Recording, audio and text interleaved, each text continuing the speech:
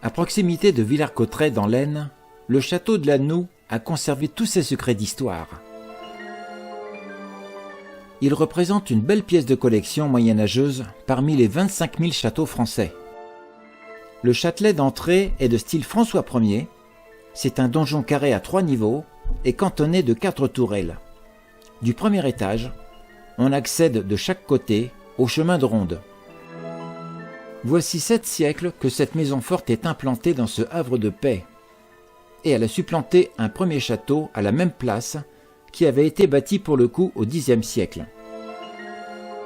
L'enceinte rectangulaire constitue la partie la plus ancienne. Les contreforts et les échauguettes datent du XVe siècle.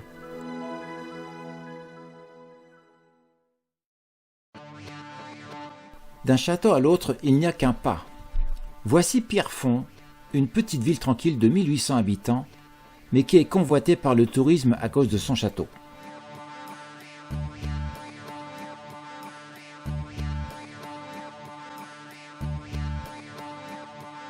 L'imposant château fort de Pierrefonds, qui domine le paysage de l'Oise, présente la plupart des caractéristiques de l'ouvrage défensif du Moyen Âge.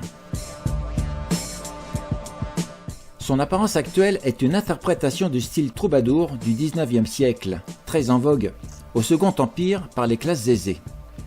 Il fut restauré et reconstruit à cette époque pour Napoléon III et par l'architecte Viollet-le-Duc, qui y entreprit par la même occasion d'importants travaux de création, de décoration et de mobilier.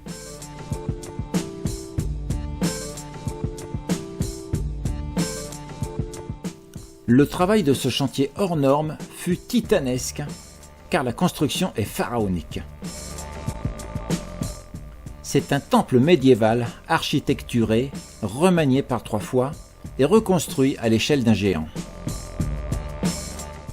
Au XIIe siècle, un premier château s'élevait déjà sur le site, bâti sous l'impulsion des seigneurs de Pierrefonds, et devient demeure royale au XIIIe siècle.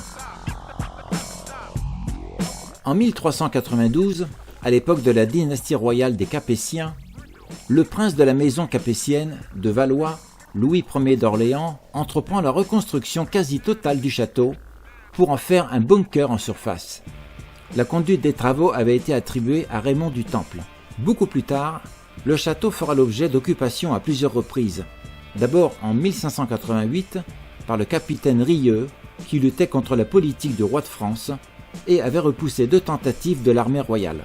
6 ans plus tard, Rieux est capturé et pendu.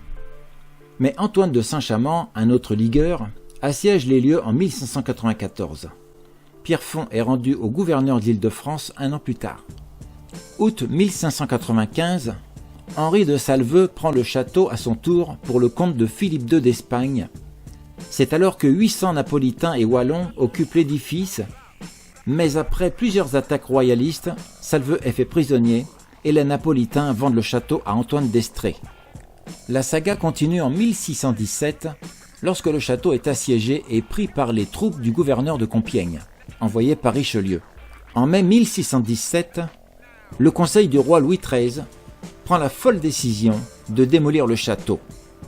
Son démantèlement est entrepris par le comte d'Angoulême. On dynamite les grosses tours, les logements sont détruits, les planchers et charpentes sont brûlés, les toitures sont détruites aussi, et les ouvrages extérieurs sont rasés. Après ce carnage, la forteresse de Pierrefonds n'est plus que ruine et désolation.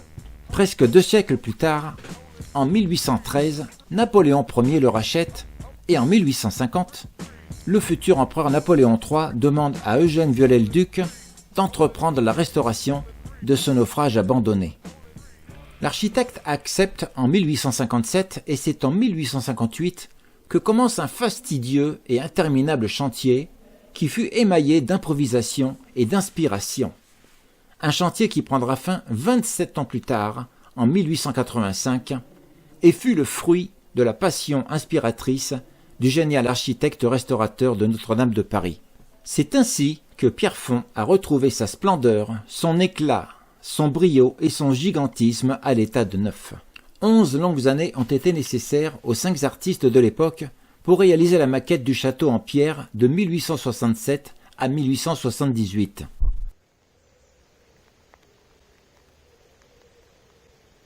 Cette maquette a aidé Viollet-le-Duc à mieux superviser les travaux, à déterminer la taille des maçonneries et cordologies grâce à la vision générale en modèle réduit.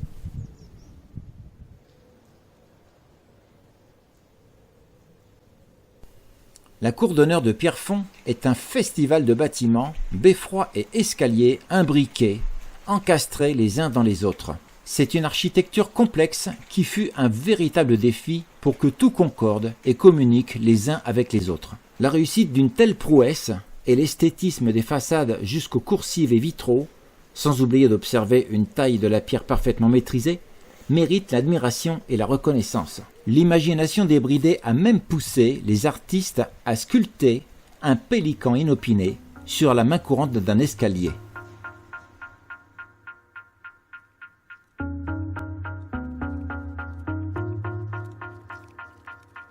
Dans la salle de réception, nous sommes séduits par l'élégance et la finesse des fresques peintes sur la cheminée et qui se confondent avec celles de la cloison. Les peintures des solives au plafond constituent également une œuvre d'art qui se fond et se confond dans l'univers pictural et à la fois antique de cette salle.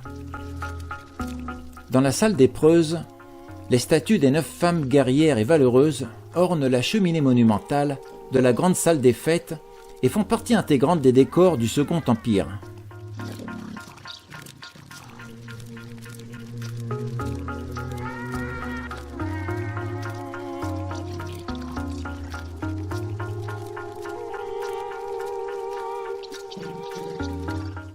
Un dernier regard dans ce château qui nous invite à la même extase que dans les pièces précédentes.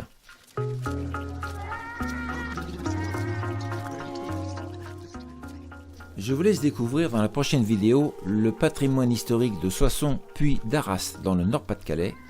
N'hésitez pas à cliquer sur le pouce pour vos lives.